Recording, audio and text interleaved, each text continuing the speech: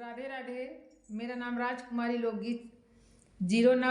आप लोग अगर जो बहनाओं का सुनना हो तो यही नाम से मंगाइएगा और यही नाम से आप लोग कमेंट करिए, शेयर करिए और ज़्यादा से ज़्यादा इसको आगे बढ़ा दीजिएगा। सोहर गीत लाई हूँ क्योंकि ये विवाह के भतीज हुआ है, तो यूँ कहती हैं कि हमें एक सोहर गीत चाहिए और सीधी मराठी हैं तो सीधी से कमेंट आया है कि सोहर गीत चाहिए। तो इनके भतीजा भा है तो यूँ कहती हैं कि दीदी हमें सुना दो, तो हम कहें चलो सुना दे। अब का धारा सुना मन तो विवाह भरना सुने, सब कोई सुने, मेरे श्रोताओं, मेरी बहना, मेरे देशवासियों। तो ये मनो गाना गाती हैं, परी कहती हैं कि दीदी हम तुम्हारे मुँह से सुनब, तो वह सुना में गई थी। इन्हीं का गीत है, हमारा गीत ना हो तो अपना पंचन सुनत जई हैं और लाइक कमेंट जरूर करी हैं।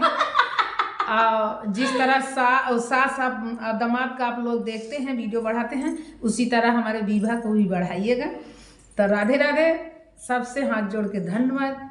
फुल आवाज करके जरूर सुनिएगा, प्यार दुलार दीजिए।